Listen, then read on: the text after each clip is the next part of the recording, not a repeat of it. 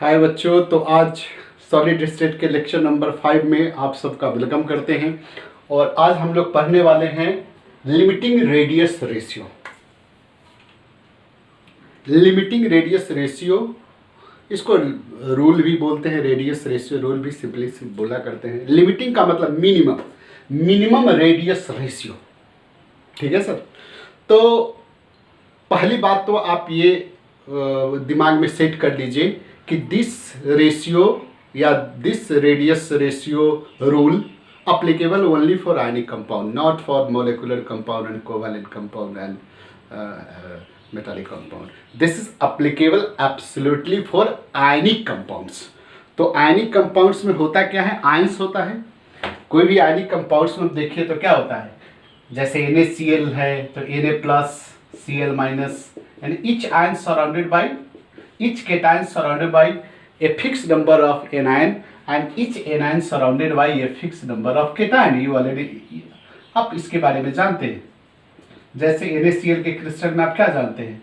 You already know about the crystals of NaCl। वैसे आयनिक crystals का कुछ हम भी चर्चा करेंगे आगे। तो इसमें आप क्या जानते हैं कि each Na plus surrounded by 6 Cl minus and each Cl minus surrounded by 6 Na plus ion, and so far as you can easily determine their coordination number and so on। तो इतना आप जानते हैं। तो कहता है कि each Na plus surrounded by 6 Cl minus, each Cl minus surrounded by 6 Na plus।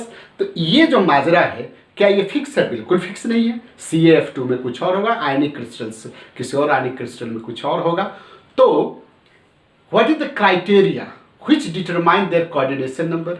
What is the criteria which determine the stability of ionic compounds? That's why this rule मतलब radius ratio rule can able to determine stability as well as arrangement of ions with cation and anion in the different crystal sets of ionic compounds। तो हम लोग ये देखें कि पहले इसका use करने से पहले कि what is the criteria for stability of ionic compounds. तो चलिए हम कुछ बातें लिखते हैं, देन देखिए आगे बढ़ते हैं। कहता है क्राइटेरिया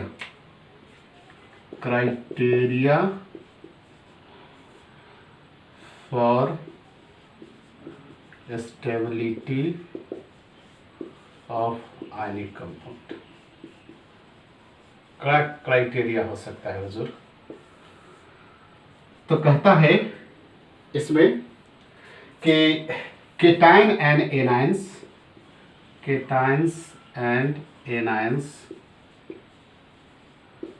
consider to be इसको मानना है consider to be spherical shape in which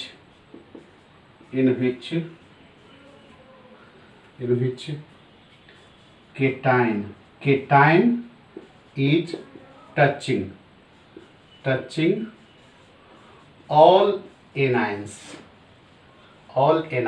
and anions are touching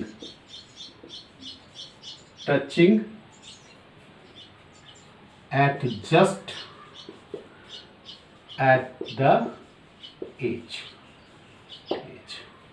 हम लिखे हैं कि केटाइन एनायन को आप स्फेरिकल शेप मानना पड़ेगा, जिसमें केटाइन पूरे के पूरे एनायन को टच करता है और एनायन एक दूसरे से केवल एकदम एज पर एकदम just touches at the edge. ठीक है। फॉर द स्टेबिलिटी के लिए क्या क्या चाहिए बताइए? केटाइंस और एनायन को हम यहाँ ये लिखे स्फेरिकल शेप मानते हैं, और इसमें जो केटाइन होता है वो पूरे एनायन को टच करना चाहिए। For the stability of ionic compound जो केटाइन होगा वो पूरे एनायन को क्या होना चाहिए? टच करना चाहिए। और एनायन क्या होना चाहिए? एनायन दूसरे एनायन से ज़्यादा क्या होना चाहिए? उसके एज पर टच करना चाहिए, है ना, क्योंकि दोनों के बीच में रिपल्सन होता है। तो इसके बारे में डिस्कस करेंगे हम। तो नेक्स्ट, अच्छा, फिर गर्मी लग रहा है तो इसको ऐसे है कि just at there edge just at there edge. यानी केटायंस जो होगा वो पूरे एनायंस से टच करना चाहिए और एनायंस एक दूसरे से एज पर टच करें। और कहता है कि केटायन और anions surrounded by each others in such A way, each cation surrounded by maximum number of anion and each anion surrounded by maximum number of cations in such a way they acquire minimum energy and maximum stability। प्रत्येक cation इतने number of anion से और प्रत्येक anion इतने number of cation से surrounded रहता है ताकि उसके बीच में स्टेबिलिटी कम हो, एनर्जी स्टेबिलिटी ज़्यादा हो, एनर्जी कम हो। क्यों एनर्जी का कम बेस होगा? इसलिए होगा क्योंकि आप जानते हैं माइनस माइनस के बीच में रिपल्सन होगा। नहीं, रिपल्सन होगा तो एनर्जी क्या होगा? बढ़ा देगा, तो स्टेबिलिटी घटा देगा। अट्रैक्शन होगा तो एनर्जी क्या होगा? घटेगा, एनर्जी रिलीज करेगा एंड देन स्टेबिलिटी बढ़ेगा। You know about it. तो चलिए सर, तो कहता है कि cations and anions is surrounded by each other in such a way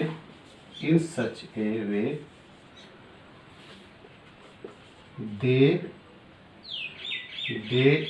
acquired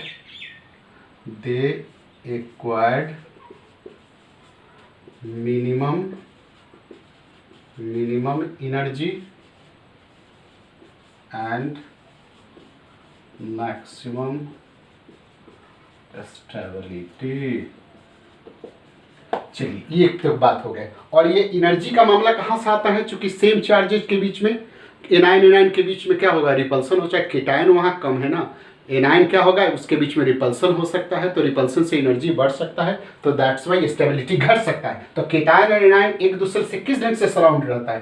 ताकि उसके बीच में रिपल्सन कम हो। किसके पीछे में? एनायन के बीच रिपल्सन कम हो, ठीक है। और स्टेबिलिटी, आप कहीं भी कैसे बैठिएगा ताकि आपके बीच में झगड़ा नहीं हो, नहीं थोड़ा सा कम झगड़ा हो, थोड़ा स्टेबिलिटी ज़्यादा रहे। नहीं, आप एक बेंच पर यदि आप 5 आदमी बैठते हैं, 8 आदमी बैठ जाइएगा तो कैसे होगा?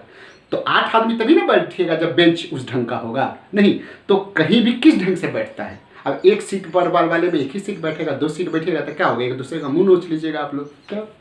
तो दैट्स वाई केटायन और एनायन जो किसी आयनिक कंपाउंड में कैसे अरेंज रहता है? ताकि उसके बीच में मिनिमम एनर्जी हो। एनर्जी का मामला फिर दोहरा रहे हैं कि कहाँ से आएगा? ड्यू टू सेम चार्जेस के बीच में रिपल्सन से।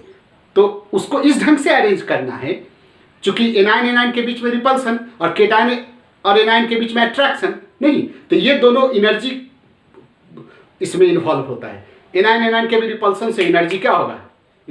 बढ़ता है ना। और केटायन और एनायन के भी अट्रैक्शन से एनर्जी घटता है। तो दोनों बैलेंस रहना चाहिए। नहीं, बैलेंस रहेगा तभी जाके होगा। तो वो इस ढंग से अरेंज रहता है कि उसके बीच में एनर्जी कम हो और स्टेबिलिटी ज़्यादा हो। और एक और बात आपको ध्यान में रखना है कि generally during formation of ionic compounds cations का साइज आप जानते हैं कि स्मॉलर होता है। You already know about it that the cations have a smaller ionic radius than corresponding atom, and similarly the anions have larger ionic radius in a comparison to their parent atoms, and that's why the cation have a smaller size generally involved during the packing placed on the cation, while the anions involved in a packing of ionic compounds। जहाँ PACS होता है ionic compound, जहाँ pack करता है वहाँ anions होगा। और ठीक है, और केटायंस कहाँ रखा जाता है? उस पैकिंग में जो वॉइड होता है, आप पैकिंग सब पढ़ के हैं, उस वॉइड्स पर रहता है। तो क्या लिखेंगे? जनरली, ये कोई नियम नहीं है, कभी कभी गड़बड़ भी है, बहुत सारे कंपाउंड में गड़बड़ भी है। Generally smaller size cations are placed on voids, while larger size anions are involving in packing of sphere कहिए, पैकिंग ऑफ स्फीयर। तो ये बातें हैं। तो इसके अलावा कॉपी कीजिए, गर्मी लग रही है।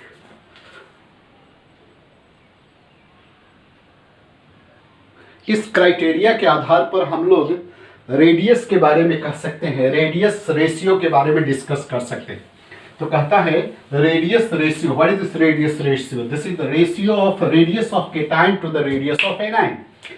तो क्या है ये? लिमिटिंग रेडियस, लिमिटिंग मतलब मिनिमम। कोई कोई बुक लिमिटिंग नहीं लिखता है ना। रेडियस तो रेशियो, रेडियस का रेशियो तो कुछ भी हो सकता है, लिमिटिंग माने मिनिमम, है ना। कोई सीधे ऐसे ही लिख देता है क्या चीज, रेडियस रेशियो, कोई रेडियस रेशियो रूल, सब सेम है भाई साहब।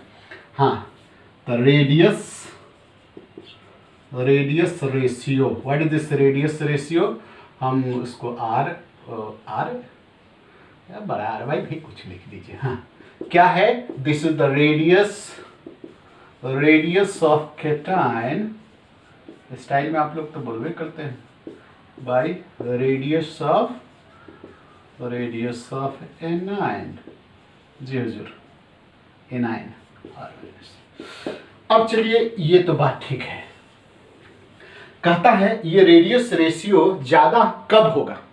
सिंपल सा बात जानते हैं आप, ये ज्यादा कब होगा? ऊपर वाला ज्यादा होगा या नीचे वाला कम होगा? नहीं, दो तरीके से ये वैल्यू आप बढ़ा सकते हैं। क्लास 6 के फ्रैक्शन मैथ में पढ़ाया गया, डोमिनेटर। अरे वाह, ऊपर का नीचे का। हाँ जी, ये कब बढ़ सकता है भाई साहब? जब ये आपका बढ़ जाए या ये कम जाए। तो चलिए हम कहते हैं higher value of radius of cation, या ब्रैकेट में lower value of radius of anion. क्या होगा?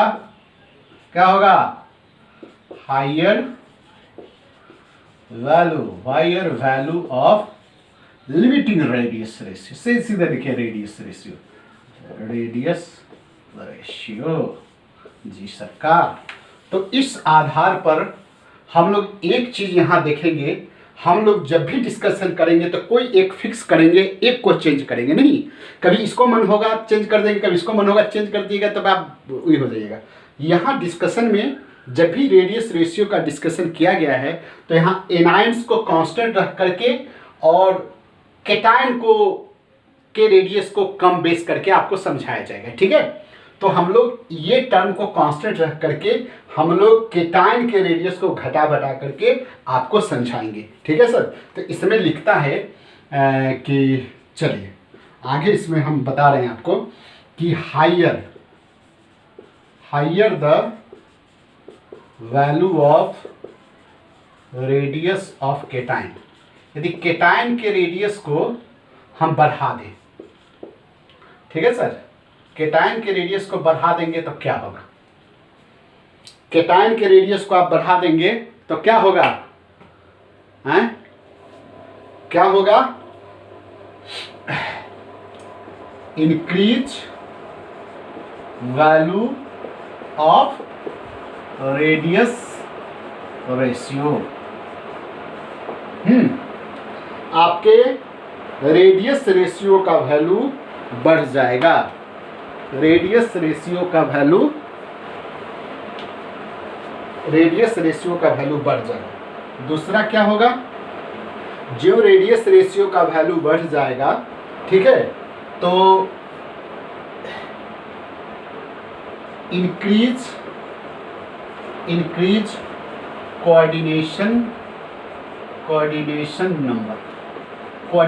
नंबर ऑफ एनाइंस जो उसको सराउंड करता है उसका संख्या बढ़ जाएगा। केटाइन बढ़ जाएगा तो उसका संख्या बढ़ जाएगा।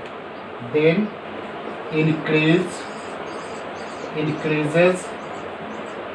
स्टेबिलिटी ऑफ आयनिक कंपाउंड, ठीक है सर, तो उसका आयनिक कंपाउंड्स का स्टेबिलिटी बढ़ जाएगा, ठीक है सर।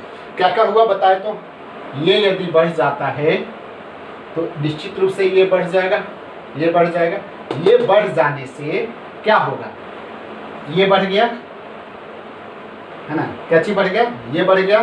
दूसरा क्या होगा, कोऑर्डिनेशन नंबर, आप समझ रहे हैं, उस केटाइन को साइज बढ़ जाएगा तो उसके चारों ओर जो एनायन घेरता है, सराउंड करता है, उसका संख्या बढ़ जाएगा, तो निश्चित रूप से उसका कोऑर्डिनेशन नंबर भी बढ़ जाएगा। हाँ, तो उसका निश्चित रूप से स्टेबिलिटी बढ़ जाएगा। स्टेबिलिटी आप कैसे बढ़ता है, स्टेबिलिटी किस पर निर्भर करता है, force of attraction between the cation और एनायन के बीच। जितना केटाइन और एनायन, मान लीजिए एक केटाइन है, उसको घेरने वाले एनायन का संख्या बढ़ जाएगा, तो निश्चित रूप से इलेक्ट्रोस्टैटिक फोर्स और अट्रैक्शन सब बढ़ जाएगा।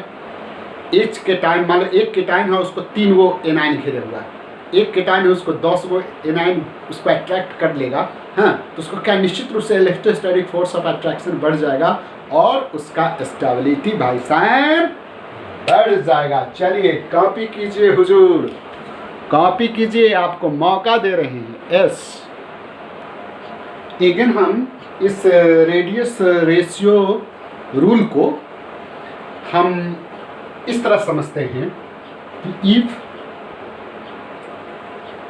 हाँ ठीक है, if we fixed the radius of anion, यदि हम एनायन के रेडियस को फिक्स करते हुए वैरी करते हैं रेडियस ऑफ केटाइन, ठीक है, इसको हम समझते हैं, तब क्या होगा। कहता है कि देखिए ये मेरा एनायन है सर, यही एनायन है, ये इतना छोटा सा साइज का है, ठीक है, कि इसको एकदम छोटा सा है, मान लीजिए एकदम छोटा है, तो इसको कितना एनायन घेर सकता है। देखिए इसको ज़्यादा से ज़्यादा 2 एनायन घेर सकता है। तो ये देख रहे हैं क्या कर लिया, ये लीनियर शेप, देखिए लीनियर शेप ले लिया, लीनियर शेप ले लिया। यहाँ इस एनायन का कोऑर्डिनेशन नंबर कितना है, कोऑर्डिनेशन नंबर कितना है, 2 है। नहीं, थोड़ा सा और इधर ग्रेजुअली हम लोग साइज बढ़ाएंगे, साइज ऑफ केटाइंस इंक्रीज करेंगे, आपको समझाने के लिए कर रहे हैं। जब यहाँ हम इससे साइज बढ़ा दिए तो यहाँ देखिए ये इतना बढ़ता, तो यहाँ जब बढ़ा देंगे तो देखिए ऐसे ऐसे, देखिए ये देखिए ये एनायंस देखिए। इसमें शर्त क्या है सर, इसमें शर्त आपको क्या रखना है कि ये जो आपका क्या है केटाइन है, ये पूरे एनायन से टच करना चाहिए। हाँ बिल्कुल, यानी परफेक्टली फिट होना चाहिए, है ना। और परफेक्टली फिट होने के लिए इसका एक रेडियस होगा, केटाइन और एनायन का एक रेडियस होगा, ठीक है। उस पर हम डिस्कशन अभी जस्ट करते हैं। पहले ये देखिए, इसका साइज ऐसा है, केटाइन का साइज ऐसा है कि इस वॉइड्स में, चूंकि ये वॉइड्स है ना, इस वॉइड्स में फिट हो जाए, है ना। तो उस वॉइड का एक रेडियस होगा, निश्चित रूप से साइज होगा, है ना। तो वो तो जो भी हो, लेकिन इसमें फिट होने के लिए यहाँ देखिए फिट हो बैठ गया, और इसके कारण बैठ करके ये एक शेप ले लिया, जिसको हम लोग क्या बोलते हैं, ट्रायंगुलर शेप बोलते हैं, ट्रायंगुलर शेप। तो यहाँ 3 केटाइन, 3 एनायन और 1 केटाइन, यानी थोड़ा सा केटाइन का साइज बढ़ा दिए तो वहाँ यहाँ 3 एनायन को ये सराउंड कर गया। देखिए कोऑर्डिनेशन नंबर इसका बढ़ गया, देख रहे हैं ना, 3 हो गया। नहीं, अब थोड़ा सा और साइज बढ़ा देंगे और इसका साइज बढ़ा देंगे, ठीक है सर। इसका साइज बढ़ा दीजिएगा तो देखिए यहाँ आप इसको निश्चित रूप से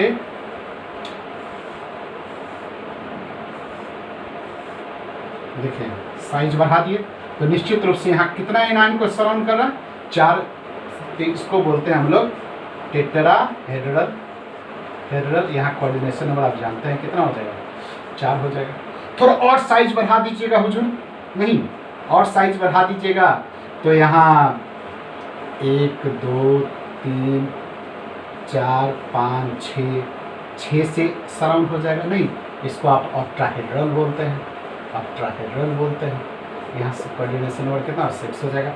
और साइज बढ़ा दीजिएगा हुजूर, नहीं और साइज बढ़ा दीजिएगा तो और क्या होगा, जी हाँ 1 2 3 4 5 6 7, एक और इसी में घुसा दीजिए भैया, 8।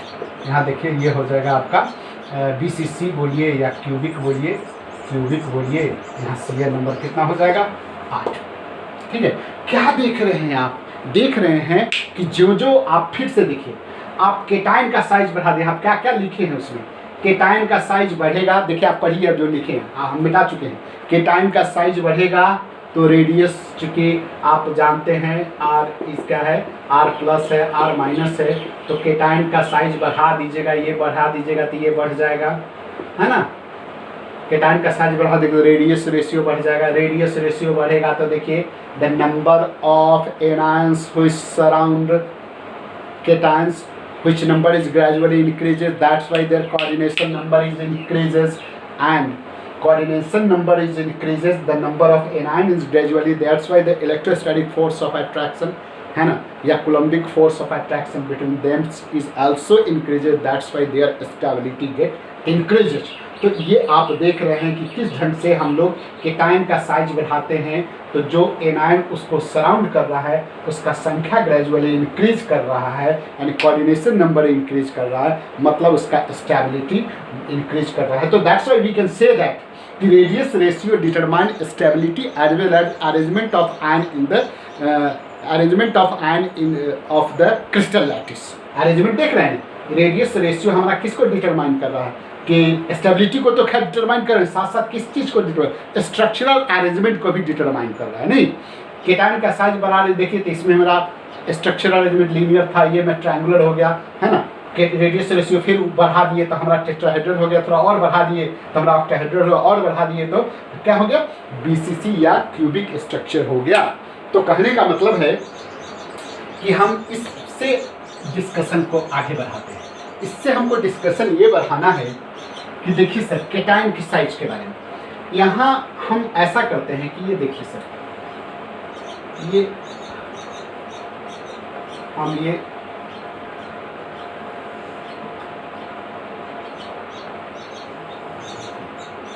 यहाँ एकदम ऐसे एक ये ले लेते हैं,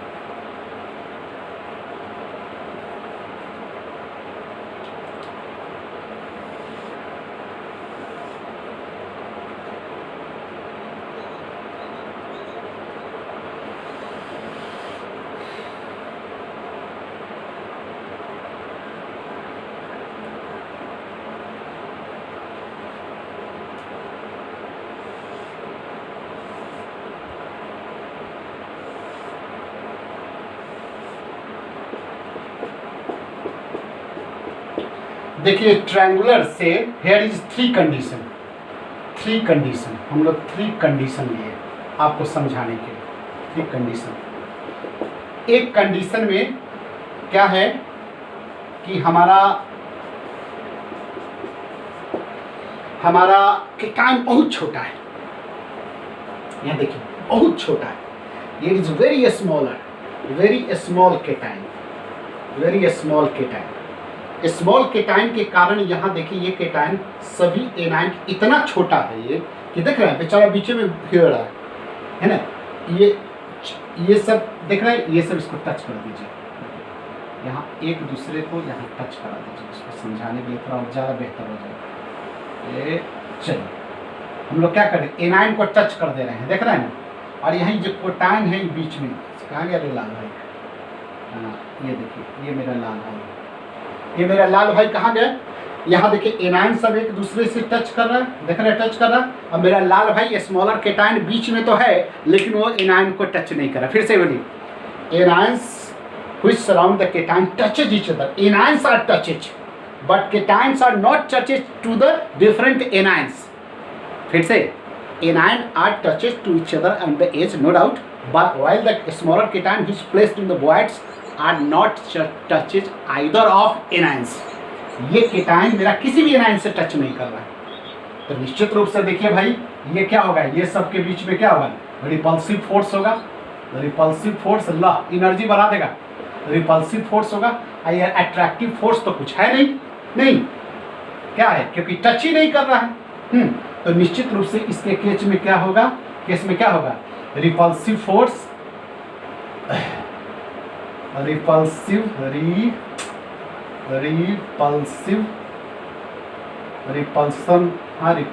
force higher than attractive force.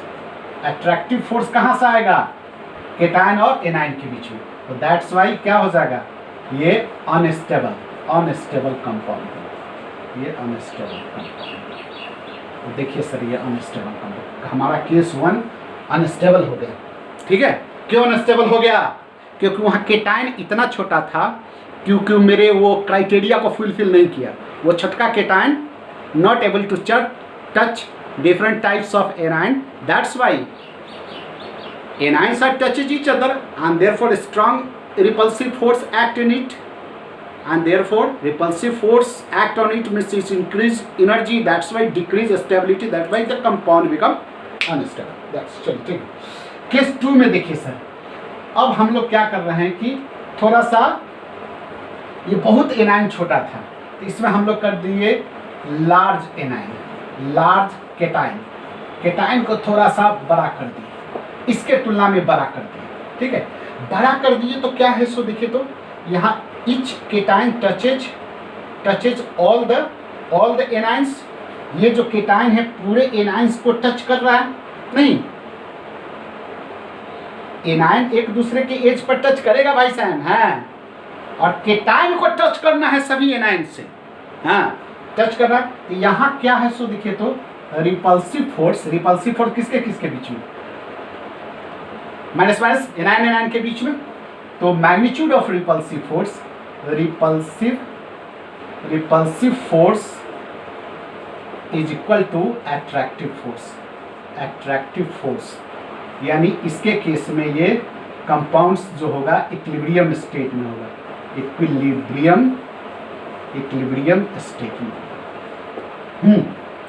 और यहाँ देखिए, ये देखिए, यहाँ देखिए, यहाँ रिपल्सिव फोर्स तो भाई साहब बिल्कुल क्या है, कम है ना। यहाँ क्या है, और लार्जेस्ट, हम देखिए लार्जर हम आपको बताने के लिए कि यहाँ बहुत छोटा है ये, उससे ये थोड़ा बड़ा है, देन ये सबसे बड़ा है, इस टर्म में है। लार्जेस्ट ऐसे मत समझिएगा कि वो लार्ज का मतलब लार्ज, ऐसा नहीं है, समझ रहे हैं ना, न तो फिर डब्बा ला कर उनको रख देंगे। लार्जेस्ट केटायन यानी तीनों में सबसे बड़ा केटायन हो, तो उस समय हमारा क्या है बताइए तो, यहाँ रिपल्सिव फोर्स, देखिए दूरी पर है तो रिपल्सिव फोर्स कुछ नहीं है, रिपल्सिव फोर्स से ज़्यादा कौन है, एट्रैक्टिव फोर्स। तो ये तो बहुत अच्छा बात है, नहीं अच्छा बात है, लेकिन कितना अच्छा बात है? तो देखिए यहाँ से आपका ये जो क्राइटेरिया है, ये तो क्राइटेरिया दूर तक चला जाएगा नहीं, मिनिमम हमारा जो साइज होना चाहिए रेडियस का, ये मेरा minimum size, minimum radius ratio होना चाहिए यहाँ से इक्विलिब्रियम से, और इससे ये कुछ भी ज़्यादा बढ़ता चला जाए नहीं। तो देखिए ट्रायंगुलर के केस में ये जो रेडियस रेशियो होता है केटायन प्लस एनायन का रेडियस, ये होता है 0.155, और ये से लेते हुए बढ़ते हुए कहाँ तक, ये जाएगा 0.225 से नीचे तक, यानी 0.115 से ये जब रेडियस रेशियो शुरू होगा ट्रायंगुलर का, और बढ़ते हुए कहाँ तक 0.225 से कम, क्योंकि 0.225 से वो टेट्राहेड्रल बनने लगेगा। काहे बनने लगा इसको बताते हैं, ई बढ़ रहा है, मान लीजिए ये बढ़ रहा है, केटायन बढ़ाते चले जाइएगा तो निश्चित रूप से ये जो है इतना तक तो ठीक है, लेकिन जो आप इसको कॉपी कीजिए, कर ली कॉपी, ठीक, कॉपी किए, यस, हाँ। अब जो आप बढ़ाइएगा तो ये मानेगा नहीं ना भाई, आप ऐसा थोड़ी है जब आप केटायन का साइज बढ़ाते जाइए, रेडियस रेशियो बढ़ाते जाइएगा तो नहीं, आप इतना साइज है, आप जो केटायन का साइज बढ़ाइएगा तो एनायन का साइज एक खास, एनायन का साइज कहते हैं, एनायन का नंबर्स, एक ऐसा समय आएगा कि केटायन इतना बड़ा हो जाएगा कि एनायन से वो टच, सभी एनायन से टच नहीं करेगा। जैसे आप हम कैसे बताएं सर, आप इस जगह ट्रायंगुलर शेप का मान लीजिए यही लेते हैं, यही है इसी जगह नहीं, इसी पर आप वाइट, यहाँ एक और रहता है, यहाँ पर कुछ ट्रायंगुलर नहीं टेट्राहेड्रल, यही टेट्राहेड्रल, यही पर इसी जगह वाइट्स पर आप रखते हैं, एक ऊपर से होता है यहाँ रखते हैं। तो क्या होगा, एक रखिएगा तो जब एक मिनिमम साइज में चारों एनायन से ये यहाँ जो केटाइन टच करेगा, लेकिन जब बहुत बड़ा होने लगेगा, ये साइज बड़ा होने लगेगा, है ना, बड़ा होने लगेगा तो क्या होगा, वो एनायन से टच, सभी एनायन से टच, हाँ एक नीचे वाला से टच करेगा, सभी एनायन से टच नहीं करेगा, है ना, बीच वाला केटाइन को कहना चाहिए पूरे एनायन से टच करना चाहिए, और एनायन भी सब एज से एक दूसरे से टच करना चाहिए। लेकिन जो ये बहुत बड़ा हो जाएगा, है ना, तो कुछ एनायन से भी वो टच करना छोड़ देगा, और एनायन एक दूसरे से जो एज से टच करता था वो सभी गड़बड़ा जाएगा, मैंने इक्विलिब्रियम स्टेट तो गड़बड़ाएगा, साथ साथ जो लार्जेस्ट अट्रैक्टिव फोर्स है, जो आप खुश हो रहे थे कि केटाइन मेरा बढ़ रहा है, तो भाई बहुत अच्छा बात है, उसका भी एक सीमा है। एक खास रेंज के बाद क्या करेगा, खास रेंज के बाद आप कम से कम खाते हैं और एक मैक्सिमम खाते हैं, इसका मतलब थोड़ी सा खाते रह जाते हैं, यहाँ से स्टेबिलिटी शुरू होता है, लेकिन खास रेंज यहाँ तक के बाद, यहाँ के बाद जो वो खींचेगा तो वो केटाइन का साइज इतना बढ़ जाएगा कि वो 3 गो एनायन से नहीं मानने वाला है, वो 4 गो एनायन से मानेगा, टेट्राहेड्रल शेप में कन्वर्ट हो जाएगा, नहीं, क्योंकि इस फॉर्म में वो केटाइन को टच करना छोड़ देगा। तो दैट्स वाई हम क्या देख रहे हैं कि जो जो हम लोग ये बढ़ाते हैं, केटाइन का साइज बढ़ाते हैं, तो कोऑर्डिनेशन नंबर ग्रेजुअली इंक्रीज करता है, और इंक्रीज करने से, कोऑर्डिनेशन नंबर इंक्रीज करने से स्ट्रक्चरल अरेंजमेंट भी चेंज हो जाता है। जैसे हम यहाँ देखते हैं ट्रायंगुलर शेप कहाँ से 0.155, यहाँ से ट्रायंगुलर शेप, ये इक्विलिब्रियम स्टेट में इतने रेडियस में ट्रायंगुलर शेप एज्यूम करेगा, ट्रायंगुलर वॉइड बोलते हैं, ट्रायंगुलर शेप भी स्ट्रक्चर अरेंजमेंट ट्रायंगुलर टाइप का होगा। और जो केटाइन का साइज बढ़ाते हैं तो निश्चित रूप से इक्विलिब्रियम डिस्टर्ब हो जाता है, लेकिन स्टेबिलिटी और बढ़ने लगता है, लेकिन बढ़ते बढ़ते कहाँ तक, 0.25 तक से कम, कहिए कम तक, ठीक है, इतना से लेके इतना तक एकदम बहुत अच्छा, यहाँ से शुरू हुआ स्टेबिलिटी, यहाँ तक मैक्सिमम।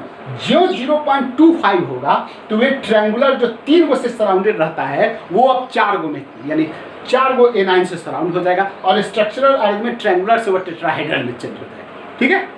देन उस वहाँ भी वैसे ही होगा, 0.225 के बाद क्या से शुरू होगा, और 0.414 तक वो टेट्राहेड्रल के फॉर्म में रहेगा, 4 गो से सराउंड रहेगा।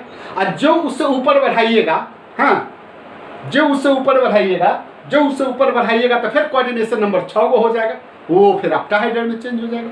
तो देयरफॉर ये जो रेडियस रेशियो है which determine coordination number as well as structural arrangement as well as the stability of compound. तो एक चीज़ यहाँ हम लोग देखे हैं कि ये जो हम लिखे हैं, क्या चीज़ लिखे हैं, ये radius, the minimum radius ratio which is required for stability of any structural arrangement. Here the minimum radius ratio for structural arrangement triangular shape का क्या है, 0.155, वो कहाँ से आया, ठीक है, इसको हम दिखाएंगे। 0.225 जो हम लोग कहते हैं कि this is the minimum radius ratio for tetrahedral shape, ये कहाँ से आया है ना, फिर वैसे ही हम लोग आगे देखेंगे। तो चलिए हम थोड़ा सा ज़रूरत के हिसाब से आपको ये दिखाते हैं कि ट्रायंगुलर शेप में वो कहाँ से आया। चलिए लिखिए, कॉपी कर लीजिए, एक टेबल बना देते हैं जो हम कह रहे थे उसी के आधार पर, तो आगे देखते हैं।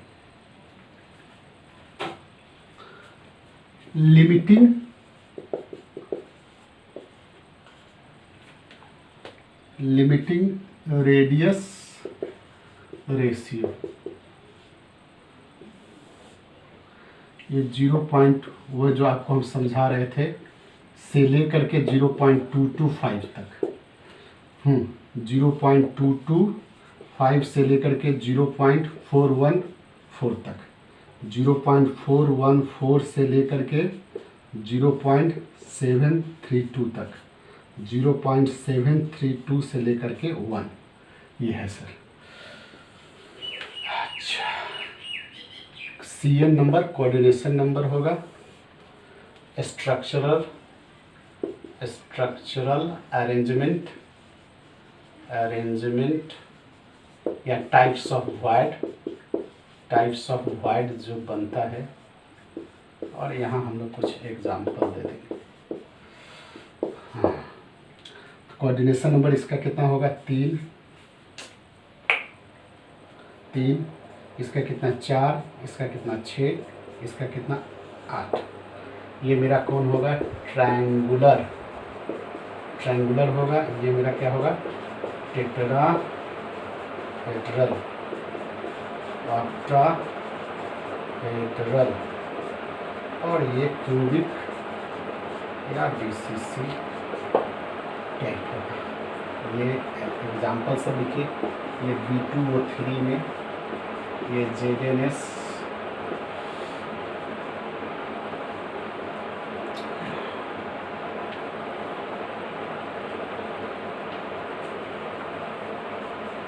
CSCL,